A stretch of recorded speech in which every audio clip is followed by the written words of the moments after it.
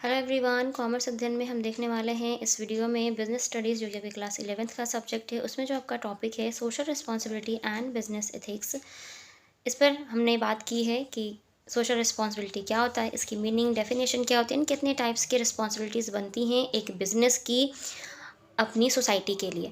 ठीक है, तो अगर आपने वो वीडियो नहीं देखा तो उस वीडियो का लिंक यहाँ आई बटन पर प्रोवाइड कर दूँगी, तो यहाँ से जाकर देख लीजिएगा। साथ ही साथ बिज़नेस क्या होता है, बिज़नेस की जो इकोनॉमिक एक्टिविटीज़ होती हैं उनको किस तरह से डिफरेंट डिफरेंट पार्ट्स में क्लासीफाई किया गया है।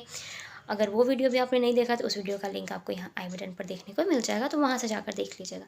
इस वीडियो में हम बात करेंगे जो भी सोशल रिस्पॉन्सिबिलिटी होती है एक बिज़नेस की, तो क्या तर्क दिया जा सकता है उसके फेवर में। ठीक है, सोशल रिस्पॉन्सिबिलिटी के फेवर में क्या तर्क दिया जा सकता है उसकी हम बात करेंगे। तो वीडियो के साथ एंड तक बने रहिएगा ताकि हर एक पॉइंट आपको अच्छे से क्लियर हो जाए।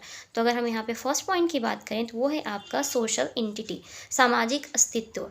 देखिए बच्चा, कोई भी बिजनेस अगर एग्जिस्टेंस में आता है तो वो एक सोसाइटी की क्रिएशन ही होता है। अगर सोसाइटी नहीं होगी, लोग नहीं होंगे, तो आप बिज़नेस किसके साथ करेंगे। ठीक है, तो सबसे पहले तो आप जब भी बिज़नेस स्टार्ट करते हैं तो आपको ये ध्यान रखना ही चाहिए कि आपको सोसाइटी के लिए सर्व करना है। ठीक है, जैसे कि सोसाइटी के जो भी लोग हैं उनकी क्या डिमांड्स है, देन उनकी उस डिमांड को फुलफ़िल करना। ठीक है, उनकी वांट्स के अकॉर्डिंग काम करना, ये बिज़नेस का मेन ऑब्जेक्टिव होना चाहिए।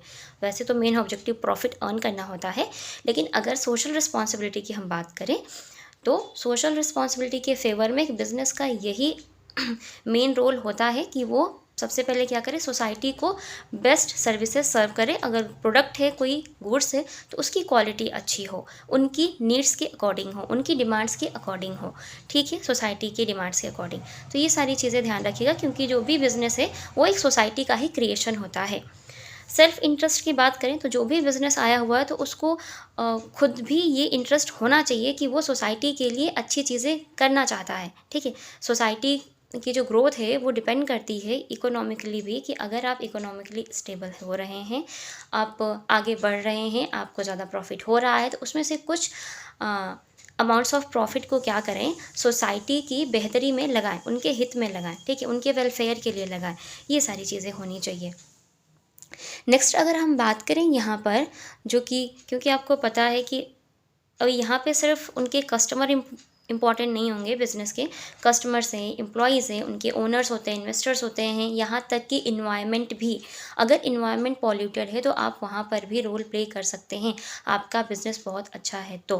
क्योंकि बहुत सारे ऐसे बिज़नेस होते हैं जो कि इन्वायरमेंट को पॉल्यूटेड करते हैं। जैसे कि मान लीजिए अगर आप कोई प्रोडक्शन कर रहे हैं तो जो भी वहाँ से गार्बेज निकल रहा है या जो वेस्ट प्रोडक्ट निकल रहा है, तो आप कहीं भी ऐसे फेंक देते हैं, तो ऐसे क्या होता है कि इन्वायरमेंट ख़राब होता है। तो बहुत सारी चीज़ें ध्यान रखनी होती हैं। तो जो भी एक सोसाइटी के लिए रिस्पॉन्सिबिलिटी बनती है एक बिज़नेस की, उसको ध्यान में रखना होगा।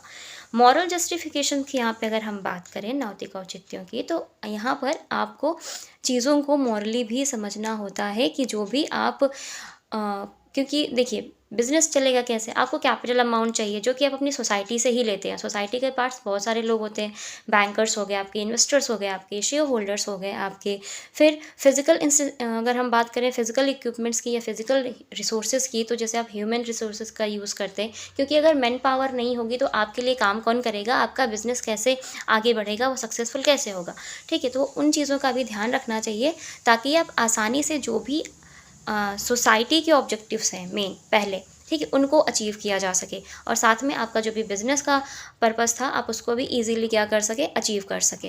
तो इन चीज़ों का ध्यान रखना इंपॉर्टेंट है एक बिज़नेस के लिए। जब कभी भी एक बिज़नेस आता है तो उसका ये दायित्व तो बनता है, उसका ये कर्तव्य बनता है कि वो सोसाइटी के फेवर में काम करे। ठीक है, balancing of social power. Social power की बात करें यहाँ पर, बैलेंसिंग ऑफ सोशल पावर इन्होंने जो कहा है यहाँ पर सॉरी, एक पॉइंट मिस हो गया आपका, पब्लिक इमेज।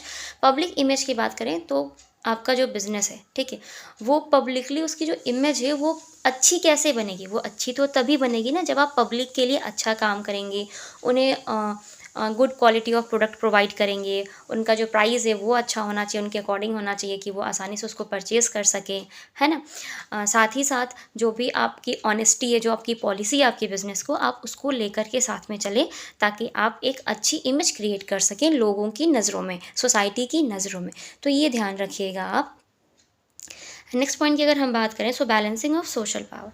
सोशल पावर की बात करें यहाँ पे बच्चा, तो चलिए देखिए, सोशल पावर में अगर हम बात करें बैलेंसिंग, तो बैलेंसिंग किन किन चीज़ों के साथ एक बिज़नेस को करनी चाहिए। तो सबसे पहले तो ये ध्यान रखिएगा कि बिज़नेस में कौन कौन सी चीज़ें इंपॉर्टेंट हैं, किसका मेन रोल होता है। तो कोई भी बिज़नेस बिना कस्टमर के हो नहीं सकता। आपके कस्टमर्स होंगे तभी तो आप उनको अपनी प्रोडक्ट को सेल कर पाएंगे, वो खरीद पाएंगे, है ना। तो सबसे पहले आपके कस्टमर्स हो गए, देन आपके बिज़नेस में जो एम्प्लॉयज़ काम कर रहे हैं वो भी इंपॉर्टेंट हैं, आपके इन्वेस्टर्स जिन्होंने पैसे इन्वेस्ट किए हुए हैं, आपका इन्वायरमेंट, आपकी सराउंडिंग, बहुत सारी चीज़ें। तो उन सब के साथ बैलेंस बना कर के चलना बिज़नेस का रोल होना चाहिए, और ये उनका दायित्व बनता है, ये उनका कर्तव्य बनता है कि इन सब के साथ आपको क्या करना है। आप जब भी डिसीज़न मेकिंग करें तो इनको ध्यान में रखते हुए ही डिसीज़न मेकिंग करें अपने बिज़नेस के लिए।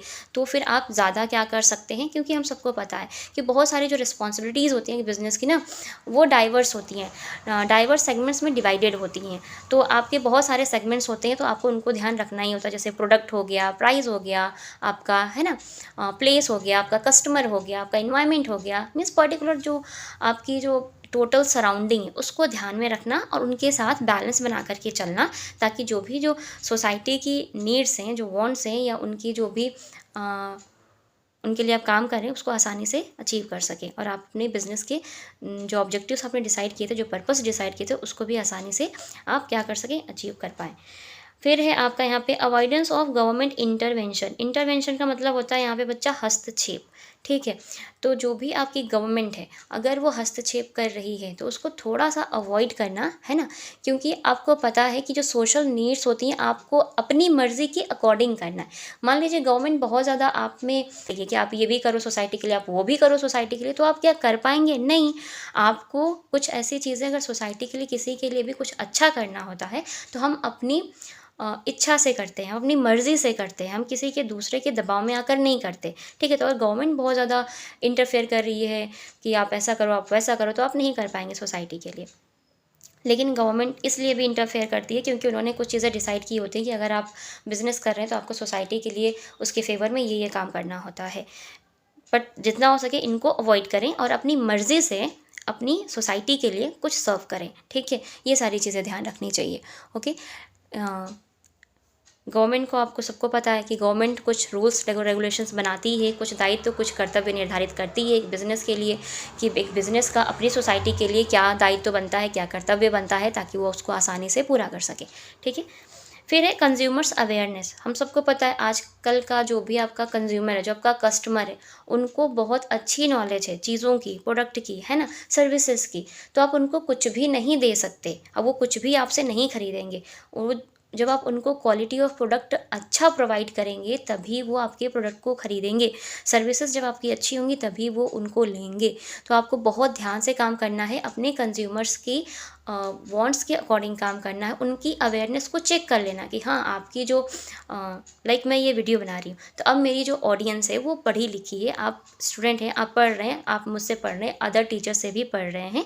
तो आपको पता है कि कौन सा टीचर बेस्ट कंटेंट प्रोवाइड कर रहा है, कौन सा टीचर बेस्ट वे में आपको समझा रहा है, आपको भी मालूम है। तो मुझे भी कोशिश करनी चाहिए कि मैं अपना 100% दूँ, ठीक है। तो सेम वैसे ही कि जो भी बिज़नेस है उसे अपने कंज्यूमर्स, अपने कस्टमर्स की अवेयरनेस को चेक करना चाहिए। अगर कस्टमर्स बहुत ज़्यादा वेल एजुकेटेड हैं तो आपको बहुत अच्छा प्रोडक्ट उनको प्रोवाइड करना होगा, तभी चलेंगे, ठीक है। ये सारी चीज़ें। अब हम बात करते हैं थोड़ा सा इसके अगेंस्ट में। ये तो था इसके फेवर में, सोशल रिस्पॉन्सिबिलिटी के फेवर में बातें हमने कर ली। अब हम बात करेंगे आर्गुमेंट्स अगेंस्ट सोशल रिस्पॉन्सिबिलिटी, कि कोई भी अगर बिजनेस ऑर्गेनाइजेशन है तो सोशल रिस्पॉन्सिबिलिटी के अगेंस्ट क्या तर्क बनता है, उसके विरुद्ध क्या तर्क बनता है। सो सब first point is your profit motive. जैसे कि हमने बताया, हिंदी में एक कहावत होती है आपकी, ग्राहक जो होता है ना वो भगवान का रूप होता है, तो वो यहाँ पर काम आ गया। वो वाला पॉइंट आप यहाँ पे लिख सकते हैं, ठीक है ना। हम ज़्यादातर प्रेफरेंस किसको देते हैं, पहले तो कस्टमर को देते हैं। कस्टमर होगा नहीं तो बिज़नेस कैसे करोगे आप। मोटिव आपका है कि आपको प्रॉफिट अर्न करना है, सबसे पहला यही उद्देश्य है। लेकिन ये लाइन भी हम हमेशा सुनते आए हैं कि जो ग्राहक होता है ना वो आपका, वो भगवान होता है, तो उसको अच्छे से अटेंड करना, उसके लिए क्या चीज़ें बेस्ट हैं उसको वो देना, उसको बेस्ट सर्विसेज प्रोवाइड करना, उसको बेस्ट क्वालिटी ऑफ प्रोडक्ट देना, ठीक है, बेस्ट प्राइस प्रोवाइड करना, ये सारी चीज़ें, ठीक है। तो ये तो यहाँ पर बात आ गई। लेकिन अब हम बात करते हैं कि उसके अगेंस्ट, सोशल रिस्पॉन्सिबिलिटी के अगेंस्ट क्या हम तर्क दे सकते हैं, क्या आर्गुमेंट हो सकता है। तो पहला है प्रॉफिट मोटिव। देखिए, लाभ कमाना हर किसी का उद्देश्य होता है, हर एक बिजनेस ऑर्गेनाइजेशन का उद्देश्य होता है। कोई भी बिजनेस जब भी आप स्टार्ट करते हैं तो आप यही सोच कर करते हैं कि आपको वहाँ से प्रॉफिट होगा, क्योंकि आपको इनकम अर्न करनी है तो प्रॉफिट के थ्रू ही होगी। ठीक है बच्चा। तो अब यहाँ पर अगर टंग ट्विस्ट हो रही थोड़ी सी। प्रॉफिट मोटिव की अगर हम बात करें यहाँ पर, तो हम सबको पता है कि जो भी इंटरप्राइजेस होती है वो इकोनॉमिक एंटिटी है। इकोनॉमिक एंटिटी दैट मीन्स कि उसका बिना पैसे के तो काम ही नहीं होगा। ठीक है। अगर उन्हें बिजनेस स्टार्ट करना है तो खर्चे करने के लिए पैसे चाहिए, इन्वेस्ट करने के लिए भी पैसे चाहिए, अगर सोसाइटी के लिए वो कुछ एक्स्ट्रा करना चाहते हैं तो उसके लिए भी उन्हें पैसे ही चाहिए होंगे। तो यहाँ पे जो प्राइम रिस्पॉन्सिबिलिटी क्या है कि आप सबसे पहले अच्छे प्रोडक्ट को प्रोड्यूस करें। ठीक है। जो भी आपकी सर्विसेज हैं वो अच्छे तरीके से दें और ज़्यादा से ज़्यादा प्रॉफिट अर्न करें अपने ओनर्स के लिए। ओनर्स दैट मीन्स कि जो भी आपके कैपिटल जिन्होंने इन्वेस्ट की है उसके लिए। ठीक है। ये सारी चीज़ें, तो सबसे पहले प्रॉफिट होना चाहिए, क्योंकि जब प्रॉफिट नहीं होगा तो आप सोशल रिस्पॉन्सिबिलिटी को कैसे फुलफिल करोगे, वहाँ पर भी तो पैसे चाहिए ना।